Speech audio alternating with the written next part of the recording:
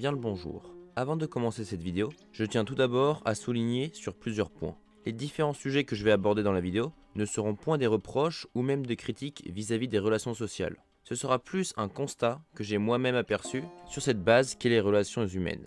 En plus de différentes études recherchées dans cette vidéo. Et cela, nous allons y découper en plusieurs parties pour ainsi mieux différencier les sujets et de pouvoir y traiter en toute causalité. Ces différents sujets suivront bien évidemment un point de vue subjectif mais avec une once d'objectivité pour que la vidéo ait un minimum de crédibilité. Je vous conseille donc de rester tout au long de la vidéo car elle vous concerne en tout point, voire même vous identifier par rapport aux plusieurs propos qui vont être tenus dans cette vidéo. Alors installez-vous confortablement et on est parti pour découvrir le premier cas de cette vidéo.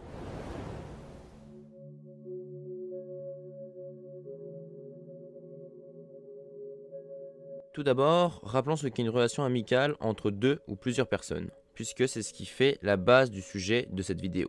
Il s'agit donc d'une affection particulière entre les personnes. On peut appeler ça une affection réciproque, c'est-à-dire un attachement mutuel entre les sujets. Et c'est normal chez l'être humain. Il a besoin de se sociabiliser, se sentir relié, attaché à quelqu'un. Et c'est un besoin fondamental chez cette espèce. Pas étonnant donc que l'amitié soit une source de bien-être pour la plupart des gens. A contrario de cela, un profond vide peut surgir de l'individu, et cela même si vous avez des connexions sociales. Je parle bien sûr de la solitude. Or, l'humain a besoin de cette connexion, cette amplitude pouvant l'aider à faire face à ses problèmes. Et ce qui est fascinant dans ce type de relation, c'est qu'elle peut prendre de différentes formes, variées en fonction de chaque attribut de l'individu. Et même sans langage, on peut tout de même créer un lien avec la personne. Rien qu'au regard suffit comme afflux psychologique pour lui inculquer un simple avis sur cette même personne. On peut même parler de plusieurs degrés d'intimité, des liens que l'individu est amené à établir avec autrui dans une relation amicale, permettant de distinguer différents types d'amitié. Des rencontres sporadiques et superficielles avec des connaissances, à la relation que l'individu établit avec son meilleur ami et confident. Des degrés d'intimité forts, divers, coexistent à l'intérieur de l'ensemble des relations amicales d'un individu donné. Mais voilà, si je fais cette vidéo, c'est pas que pour parler d'un sujet auquel on peut tous avoir une idée reçue. Non, puisque nous allons casser cela et voir la partie inférieure de ce type de relation. Je pense qu'au cours de vos différentes relations amicales, passées dans votre vie, vous avez forcément dû, à un moment, avoir un groupe d'amis. Ce qui est normal, j'ai envie de te dire. On a tous cette petite bande en tête dans laquelle, si on se sentait mal, nos amis étaient là pour nous aider. Est-ce réellement le cas? Toi, tout comme tes autres potes, n'êtes-vous surtout pas là pour échapper à ce besoin d'être dans un milieu groupé? Et comme tout type de relation, on peut parfois amener à faire des erreurs auprès qu'on tient tant. Le pardon existe toujours aujourd'hui? Comment a pu-t-on créer autant de temps pour créer ce lien si particulier avec cet ami jusqu'à le lâcher ou être lâché? Vous vous entendiez bien pourtant. Alors comment cela a pu être brisé? Pourquoi ne plus répondre à ces messages? Serait-ce la bonne solution? Je ne comprends pas pourquoi on peut descendre autant une personne dans son dos à cause d'une simple engueulade. D'un débat stupide auquel avec une simple opinion tu peux te faire détruire, que cela soit physiquement et psychologiquement. Coucou la politique. Pourquoi avons-nous tous cette double face devant autrui? Est-ce par peur de dévoiler son égoïsme, son aigreur? L'humain ne serait pas au fond un attardé mental sur le principe de la relation sociale? Le fait de voir la personne que l'on traîne et de lui chier dessus, comme ça, sans même le pourquoi du comment. Pourquoi autant de vulgarité chez les gens, voire même dans les manifestations? Ok, il y a un sujet auquel tu n'es point d'accord, mais est-ce une raison pour y insulter, pour détruire des biens communs à des gens qui n'ont rien demandé? S'unir pour détruire, est-ce vraiment la bonne solution? L'humain n'est vraiment pas capable de régler ses conflits pacifiquement, comme le cas de la guerre en Ukraine. Quelle est cette médiocrité chez les gens à voir toujours plus? Plus de territoire, plus d'objets, plus de biens. Et pour cela, des cadavres longeant les rues et s'y promener comme si ça serait la norme. S'il y a bien un sujet auquel l'humain peut révéler son côté meurtrier et égoïste, c'est bien autour de la politique. Le monde ne fait que de se plonger dans un désespoir les plus profonds. Tout ça à cause de ces relations humaines, ce désaccord, cet individualisme auprès de certains individus. Toute cette haine, cette méchanceté gratuite, d'où vient-elle? Par l'éducation ou par instinct? Avant de dire qu'on n'est pas dans un monde de bisounours, pourquoi ne pas dire pourquoi on ne pourrait pas être dans un monde de bisounours? L'humain peut être fascinant en tout point, mais est-ce vraiment une bonne chose les relations sociales pour l'homme? Quoi qu'on fasse, on finira sans doute seul, après tout. Pourquoi continuer?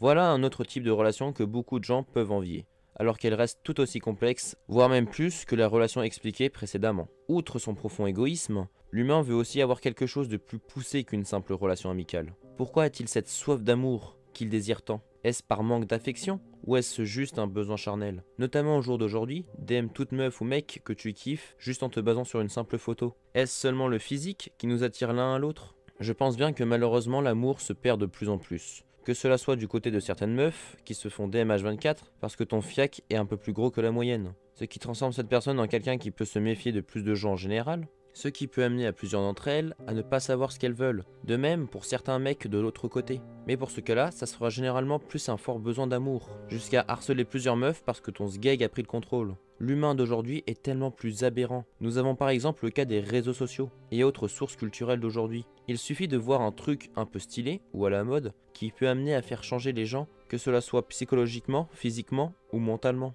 L'humain est si tangible qu'on pourrait bientôt créer des robots tellement l'impact est colossal sur l'ensemble des individus. Quand on voit une connaissance vivre sa meilleure vie, parce qu'il sort en boîte, boire des pintes tous les soirs, est-ce vraiment les relations sociales des jeunes d'aujourd'hui? Sortir pour sortir ou découvrir de nouvelles rencontres? Alors que généralement, tu restes dans ta petite bulle, avec ton confort. Est-ce qu'on ouvre vraiment les yeux face à devant soi? On ne peut même pas faire attention à ce qu'on a sous la main. Comment peut-on vivre dans une relation toxique? Comment devient-on toxique? Pourquoi l'individu reste avec cette personne alors que tu sais qu'au fond de toi, tu ne l'aimes pas vraiment?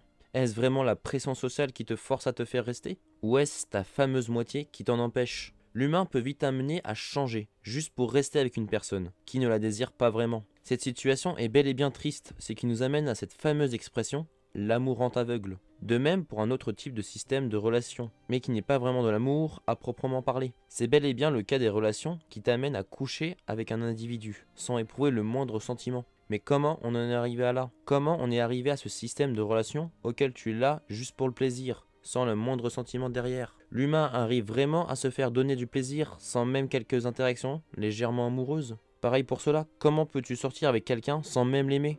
Pourquoi est-ce si tabou aujourd'hui de dire que tu l'aimes, de dire que tu aimes la personne? Comment l'humain peut être si stupide au point d'être avec une personne sans même l'aimer? C'est pourtant la base d'une relation, d'aimer sa moitié.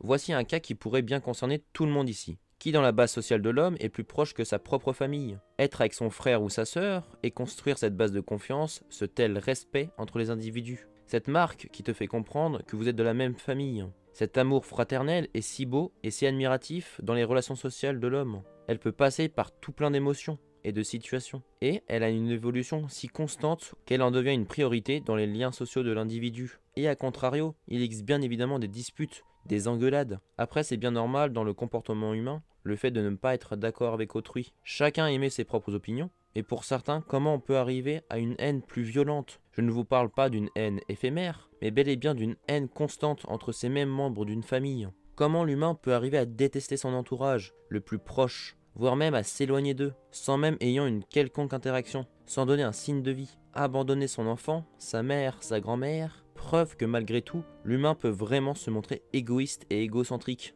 De plus, si on parle du cas des divorces, comment des parents qui s'aimaient tant jusqu'à créer un être à protéger pour le reste de leur vie, finissent par s'abandonner eux-mêmes? L'amour s'épuise au fur et à mesure du temps. Pourquoi tu n'aimes plus la personne auquel autrefois tu aimais tant? Si tu n'es pas sûr de cet amour, eh bien ne crée pas la vie de cet enfant, laquelle ses conséquences sera plus que fatidique plus tard. De plus, comment les violences conjugales peuvent exister? Comment l'humain en arrive à lever la main sur ses proches, sur sa famille qu'il aime pourtant? Comment peut-on blesser une personne aussi bien physiquement que mentalement? Et enfin, pourquoi l'homme est si faible mentalement qu'il en a besoin de se défouler aujourd'hui? Résoudre tous ces problèmes par violence et insultes, créer tous ces liens pour qu'elles se détruisent de plus en plus, autant d'hypocrisie dans ce comportement qu'elle pourrait bel et bien nous amener à notre perte.